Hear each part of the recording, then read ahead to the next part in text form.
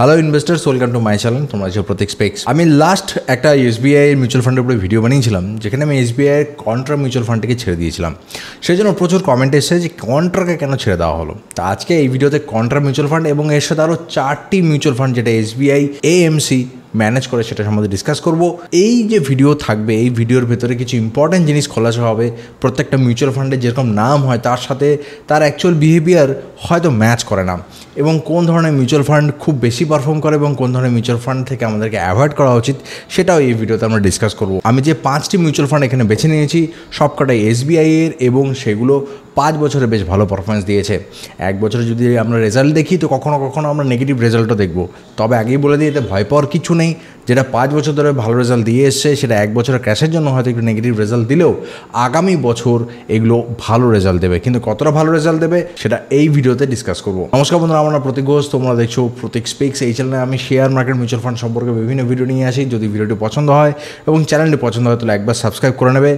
আমার চ্যানেলে মেম্বারশিপ অপশানসও রয়েছে, যদি মেম্বারশিপ তোমরা নিয়ে নাও তাহলে সেখানে তোমরা এক্সট্রা কিছু ভিডিও পাবে, যেখানে স্টক রিলেটেড কথাবার্তাও বলবো এবং মিউচুয়াল ফান্ড রিলেটেড কথাবার্তা বলবো, যেটা খুবই এক্সক্লুসিভ কন্টেন্ট হবে।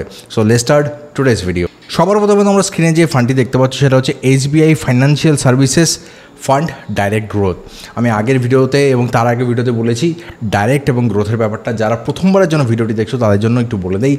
ফান্ড ডাইরেক্ট গ্রোথ মানে হচ্ছে দুটো পার্ট রয়েছে এখানে। ডাইরেক্ট কথা অর্থ হচ্ছে কোনো মিডিয়েটার নেই, তার মানে তুমি আর যে অ্যাসেট ম্যানেজমেন্ট কোম্পানি রয়েছে তার ভেতরে কোনো মিডিয়েটার থাকবে না, কেউ ডিস্ট্রিবিউটর হিসেবে কাজ করবে না। সেক্ষেত্রে তুমি মোটামুটি 1%-এর কাছাকাছি, ইকুয়াল না হতে পারে, বেশি হতে পারে, কম হতে পারে, সেভ করবে। আর যদি ডাইরেক্ট না হয় তাহলে সেম ফান্ড তোমরা রেগুলার ফান্ডও কিনতে পারো। এবার রেগুলার ফান্ড যেটা হবে সেটা কোনো একটা ডিস্ট্রিবিউটর ম্যানেজ করবে, সেটা একটা ব্রোকারের মতো কাজ করতে পারে, এজেন্টের মতো কাজ করতে পারে। সেখানে 1% মোর অর লেস তুমি কম রিটার্ন পাবে ডাইরেক্ট ফান্ডের থেকে। তার মানে এটার কখনোই নয় যে এই ফান্ডটি বাজে।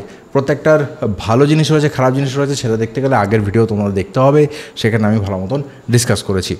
নেক্সট যে টার্মিনোলজি থাকে সেটা হচ্ছে গ্রোথ। এবার গ্রোথ ফান্ডগুলো মানে হচ্ছে যেগুলোকে অ্যাক্টিভলি ম্যানেজ করা হয়, যেখানে শেয়ার কেনা হয়, বিক্রি করা হয় অ্যাক্টিভলি, মার্কেটের উপর ডিপেন্ড করে, এবং যেগুলো পার্টিকুলারলি গ্রোথকে বোঝায় সেইগুলো পিছনে এই গ্রোথ ওয়ার্ডটি লেখা থাকে। যদি আমরা এখানে 1 বছর রিটার্ন দেখি তাহলে বেশ ভালো রিটার্ন দেখতে পারবো। সেটা হচ্ছে 16.20%-এর রিটার্ন। 1 বছরে যেখানে অন্যান্য মিউচুয়াল ফান্ড খুব একটা রিটার্ন দিতে পারেনি, অনেক বেশি শেয়ার মার্কেটে ক্র্যাশ আসার জন্য অনেক স্মল ক্যাপ ফান্ড অনেক বেশি কারেকশন নিয়েছে, সেখানে 16% যখন রিটার্ন এনে দেয় তার মানে বুঝতে হবে ফান্ডটির মধ্যে একটু অন্য কিছু রয়েছে, এবং এই ফান্ডটিতে অন্য কিছু থাকবেও, সেটা আমি এখনই এটা ডিসকাস করব। যদি এখানে আমরা 3 বছর রিটার্ন দেখি তাহলে 24.18% রিটার্ন আমরা এখানে দেখতে পারবো। তো এখানে এই জিনিসটা বোঝার রয়েছে যে 24% রিটার্ন 3 বছরে দিয়েছে, এটা কিন্তু খুবই ভালো রিটার্ন। কোনো শেয়ার যদি 24% 1 বছরে বাড়ে তাহলে তাকে আমরা বেশ ভালো বলে থাকি। সেখানে না মিউচুয়াল ফান্ড, যেখানে অনেকগুলো শেয়ার নিয়ে একটা ফান্ড তৈরি হয়, সেখানে 24% রিটার্ন দেওয়া কিন্তু কম ব্যাপার না, এটা কিন্তু ভালো। তাও আবার 3 বছরের অ্যানুয়ালাইজড রিটার্ন। যদি 5 বছরে দেখি তাহলে সেম রেঞ্জেই রয়েছে 24.42%, এটাও ভালো রিটার্ন। এখানে যদি আমরা দেখি যে কটা শেয়ারে ইনভেস্ট করে তাহলে আমরা দেখতে পারবো মাত্র 30টা শেয়ারে ইনভেস্ট করে। যদি এর পোর্টফোলিওতে গিয়ে দেখো তোমরা, তো যে শেয়ারগুলি পাবে সেগুলির ভেতরে 3টে সেক্টর রয়েছে। ফাইন্যান্সিয়াল সেক্টর রয়েছে, ইন্স্যুরেন্স সেক্টর রয়েছে এবং সার্ভিসেস সেক্টর রয়েছে। তার মানে মেনলি ব্যাঙ্কিং এবং নন ব্যাঙ্ক যে কোম্পানি, ফাইন্যান্সিয়াল কোম্পানিগুলো থাকে সেগুলোতে ইনভেস্ট করে। যদি এখানে পার্সেন্টেজ দেখো 83% ফাইন্যান্সিয়াল কোম্পানির উপরে নিবেশ করে। তার মানে এটা পরিষ্কারভাবে বোঝা যাচ্ছে এটা একটা সেক্টরাল ফান্ড। এবার যারা সেক্টরাল ফান্ড বোঝো না তাদেরকে একটু বুঝিয়ে দিই। যখন আমরা পার্টিকুলার কোনো একটা সেক্টর, সাপোজ অটোমোবাইল সেক্টর হতে পারে, এনার্জি সেক্টর হতে পারে, মিনারেল সেক্টর হতে পারে, টেক্সটাইল সেক্টর হতে পারে, পার্টিকুলার একটা সেক্টরের উপরে বেশি পরিমাণে মিউচুয়াল ফান্ড নিবেশ করে এবং মিউচুয়াল ফান্ডের ম্যাক্সিমাম হোল্ডিং পার্টিকুলার সেই সেক্টরের উপরে থাকে, তখন আমরা সেক্টরাল ফান্ড বলি। যেমন আমরা এখানে দেখতে পাচ্ছি যে ফাইন্যান্সিয়াল কোম্পানির উপরে 83% স্টেক রয়েছে। তার মানে যখন ফাইন্যান্সিয়াল কোম্পানিগুলো খুব ভালো পারফর্ম করবে তখন এই মিউচুয়াল ফান্ডটা খুব ভালো রেজাল্ট দেবে। 1 বছরে ফাইন্যান্সিয়াল কোম্পানিগুলো ভালো রেজাল্ট দিয়েছে, তো এটাও ভালো রেজাল্ট দিয়েছে এই পরন্ত মার্কেটে। কিন্তু যেই বছর ফাইন্যান্সিয়াল মার্কেট ক্র্যাশ করবে, এটাও ক্র্যাশ করবে। এটা কিন্তু বলে দেওয়া ইম্পর্ট্যান্ট। আপনারা শুধুমাত্র ভিডিওতে ফান্ডটি থাকলেও সেই জন্য ইনভেস্ট করবো তা না, একটু ডিমেরিটটা বুঝতে হবে, নইলে পরে আপনার পোর্টফোলিওটা হিলে যাবে, যেটা আমি একদমই চাই না। আপনার নলেজ বাড়ুক এবং সেই অনুযায়ী ইনভেস্ট করুন, সেটাই আমি চাই। যদি এখানে আমরা দেখি এটা কাকে ফলো করে, বেঞ্চমার্ক ইন্ডেক্স কোনটা, সেটা হচ্ছে নিফটির ফাইন্যান্সিয়াল সার্ভিস টিআরআইতে যে কটা কোম্পানি আছে তার উপরে নিবেশ করে। অনেকে বলতে পারে টিআরআই এই কথাটার অর্থ কী? এটা হচ্ছে টোটাল রিটার্নস ইন্ডেক্স, মানে এই কতগুলো কোম্পানি কিনে একটা ইন্ডেক্স তৈরি হয়েছে, সেই ইন্ডেক্সে যেরকম রিটার্ন হয় সেটা অনুযায়ী এখানে কম্পেয়ার করা হয়, এবং এই যে লিস্টেড কোম্পানিগুলো রয়েছে ইন্ডেক্সে সেখান থেকেই এরা স্টকগুলোকে পিক করে। যদি এর এক্সপেন্স রেশিওর কথা বলি সেটা হচ্ছে 0.76%। আমরা সাধারণত 0.5%কে বেস মেনে চলি, তো সেখানে একটু এক্সপেন্সিভ মনে হতে পারে। যদি আমরা এক্সিট লোডের কথা বলি তো খুবই রিজনেবল এক্সিট লোড রয়েছে 0.5%, যদি 30 দিনের ভিতরে উইথড্র করা হয় তারপরে এক্সিট লোড লাগবে না। তার মানে এখানে যদি কেউ শর্ট টার্মের জন্য থাকতে চাও 6 মান্থ পিরিয়ডে, তাহলে তার কোনো এক্সিট লোডই মানে কাটবে না। এটাও একটা মেরিট পয়েন্ট। তবে আমার মনে হয় মিউচুয়াল ফান্ডে যারা নিবেশ করে তারা একটু লং টার্মের জন্যই নিবেশ করে। নেক্সট যে ফান্ডটির কথা বলবো সেটা হচ্ছে SBI health care opportunities direct plan growth. এখানে হেলথ কেয়ারের কথা হচ্ছে, ফান্ডের নামে হেলথ কেয়ার রয়েছে, তার মানে হেলথ কেয়ার কোম্পানির উপরে বেশি পরিমাণে নিবেশ করবে, তার মানে এটা একটা সেক্টরাল ফান্ড। এবং সেক্টরাল ফান্ড হওয়ার জন্য এই 1 বছরে যে রিটার্ন দিয়েছে সেটা অন্যান্য ফান্ডের থেকে বেশি, কারণ পার্টিকুলার এই সেক্টরে কোম্পানিতে নিবেশ করেছে যে এই সেক্টরটা এবছর ভালো রেজাল্ট দিয়েছে, হেলথ সেক্টরও ভালো রেজাল্ট দিয়েছে। যদি আমরা দেখি তাহলে 19.20% 1 বছর রিটার্ন রয়েছে। 3 বছরে যদি আমরা দেখি তাহলে 29.78% রিটার্ন রয়েছে, এবং 5 বছরে যদি আমরা রিটার্ন দেখি তাহলে 25.15% রিটার্ন রয়েছে। এখানে হেলথ কেয়ারে যদি আমরা এদের দেখি যে কত পার্সেন্ট শেয়ারে হেলথ কেয়ারে রয়েছে, তাহলে সেটা দেখতে পারবো 93% এদের হেলথ কেয়ারে ইনভেস্ট করে, আর কেমিক্যাল সেক্টরে 3%-এর কাছাকাছি নিবেশ করে। তার মানে হেলথ কেয়ারের উপরে পিওরলি এই সেক্টরটি তৈরি। তো কারো যদি মনে হয় যে আগামী দিনে হেলথ কেয়ার সেক্টর খুব ভালো করবে, তার জন্য এই মিউচুয়াল ফান্ডটি অবশ্যই রেকমেন্ডেড, মানে নিজের অ্যানালিসিস অনুযায়ী অবশ্যই কিনবে। তার মানে এটা বোঝা যাচ্ছে যে একটা সেক্টরাল ফান্ড যেটা হেলথ কেয়ার সেক্টরের পারফরমেন্সের উপরে খুব বেশি পরিমাণে নির্ভরশীল। যদি কোনোভাবে হেলথ কেয়ার সেক্টর নিচের দিকে আসে তাহলে কিন্তু এটা মুখ থুবড়ে পড়বে, এটাও মাথায় রাখতে হবে এবং ক্লিয়ারভাবে এই জিনিসটা বুঝে নিতে হবে। যদি আমরা কোম্পানির কথা বলি তো 29 কোম্পানিজের ভেতরে ইনভেস্ট করে।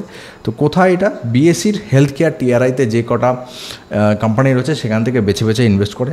যদি এখানে এক্সপেন্স রেশিওর কথা বলি, এখন অবধি সবথেকে এক্সপেন্সিভ এক্সপেন্স রেশিও রয়েছে সেটা হচ্ছে 0.89%। তো 0.5% থেকে বেশি, কিন্তু আমরা আগের ভিডিওতে দেখেছি যে এক্সপেন্স রেশিও বেশি থাকে মানে ফান্ডগুলো রিটার্নও ভালো দেয়। যদি রিটার্ন ভালো না দেয়, এক্সপেন্স রেশিও বেশি হয়, সেক্ষেত্রেই আমরা সেই ফান্ডটিকে বিবেচনা করব না। Exit load 0.5% within 15 days.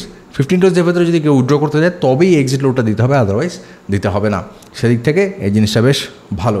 সব থেকে বেশি পরিমাণে যে স্টকটি এই মিউচুয়াল ফান্ডে কিনে রেখেছে সেটা হচ্ছে সান ফার্মাসিউটিক্যাল ইন্ডাস্ট্রিজ লিমিটেড, যেটা 12.19%। এটা হিউজ স্টেক।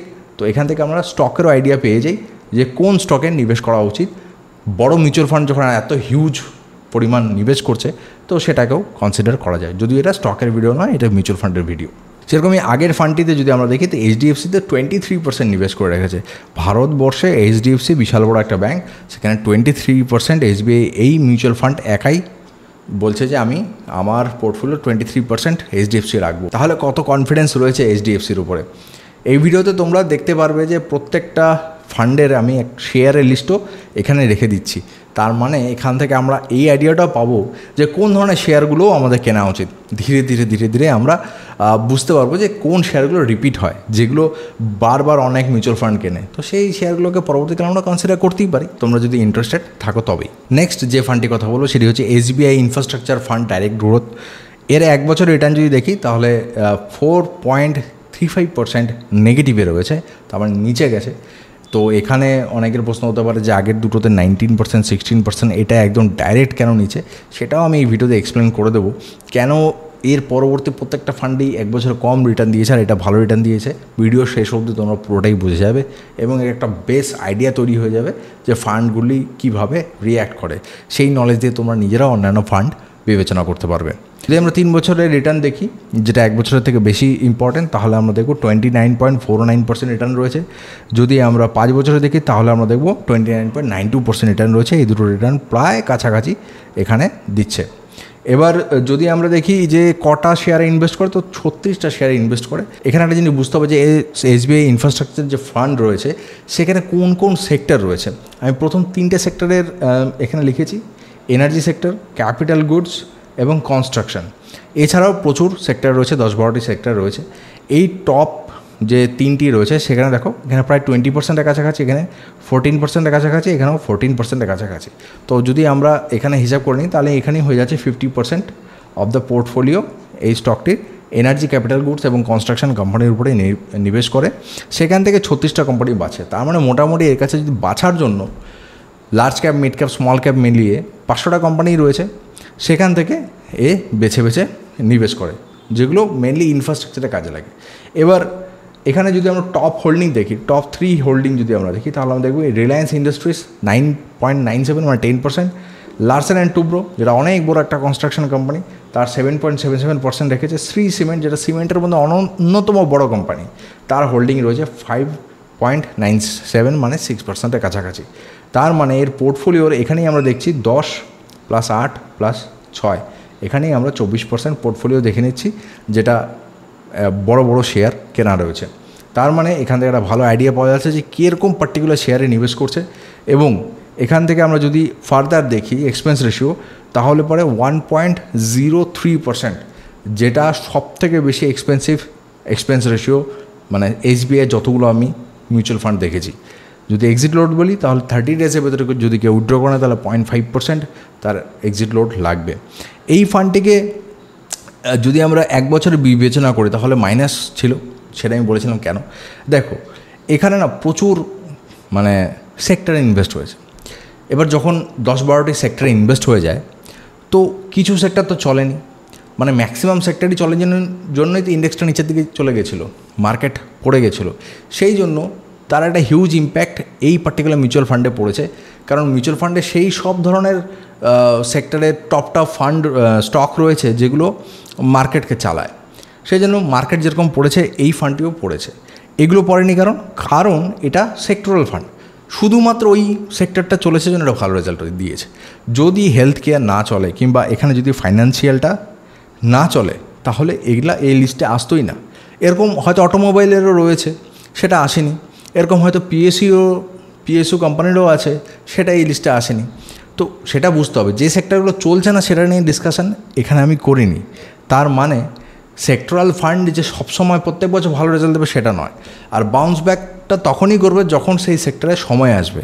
কিন্তু এই মিউচুয়াল ফান্ডগুলো বাউন্স ব্যাক খুব ইজিলি করতে পারে, কারণ এটা মাল্টি ক্যাপ থাকে এবং বিভিন্ন সেক্টরে দেখো টপ প্লেয়ার নিয়ে বসে আছে। Reliance industries, Larsen Toubro, Shri cement, মানে যাদের একটু স্টক সম্বন্ধে আইডিয়া আছে তারা বুঝতে পারবে যে এগুলো একদম টপ কোম্পানি নিয়ে বসে আছে, যেগুলো ভালো রেজাল্টও দেয়। এরকম না যে শুধুমাত্র হাতি যে তার নড়াচড়া হচ্ছে না, এগুলো রেজাল্টও কিন্তু ভালো দেয়, ভালো শেয়ার প্রাইসের গ্রোথও আমরা এখান থেকে দেখতে পারি। নেক্সট যে ফান্ডটির কথা বলবো সেটি হচ্ছে SBI PSU direct plan growth. এবার এখানেও আমরা যখন দেখব তো 5.44% বিলো। এটা যদি আমরা দেখি কোন কোন সেক্টরে নিবেশ করে, তাহলে এখানে দেখো এনার্জি সেক্টর রয়েছে, এখানে ফাইন্যান্স সেক্টর রয়েছে এবং ক্যাপিটাল গুডস সেক্টর রয়েছে। এবার অনেকে এটাকে নাম দেখে ভাবতে পারো যে এটা একটা সেক্টরাল ফান্ড, কিন্তু পিএসইউ কিন্তু সেক্টরাল ফান্ড নয়। এটা কিন্তু বুঝে নিতে হবে যে কেন নয়। পিএসইউ মানে হচ্ছে পাবলিক সেক্টর ইউনিট, মানে সরকারের যেখানে ম্যাক্সিমাম স্টেক রয়েছে, মানে সরকারি কোম্পানি বলতে পারি, কীরকম ভেল, গেল, তারপরে সেল, তারপরে ধরো ইরকন, আইআরএফসি, এই ধরনের যে কোম্পানিগুলো রয়েছে যেগুলোতে সরকারের অনেকটা শেয়ার কেনা রয়েছে, সেইগুলোকে নিয়েই কিন্তু এই মিউচুয়াল ফান্ডটি তৈরি। তার মানে এটি হলো একটি মাল্টি সেক্টর ফান্ড, মানে নাম পিএসইউ কিন্তু এটি একটি মাল্টি সেক্টর। এখানে যেমন এনার্জি সেক্টর রয়েছে, তারপরে ফাইন্যান্সিয়াল সেক্টর রয়েছে, এটাতে কত রয়েছে 42% ধরে নিলাম হিসাবের জন্য, এখানে রয়েছে প্রায় 27%। তার মানে এখানেই দেখতে পাচ্ছ যে 67% এখানেই আমরা স্টেক পেয়ে গেলাম যে এনার্জি এবং ফাইন্যান্সের উপরে। বাকিটা যদি আমরা দেখে নিই আরও 11%, তার মানে 78% তো আমরা এখানেই দেখে নিচ্ছি এর পোর্টফোলিওটা কোথায় এর নিবেশ করেছে।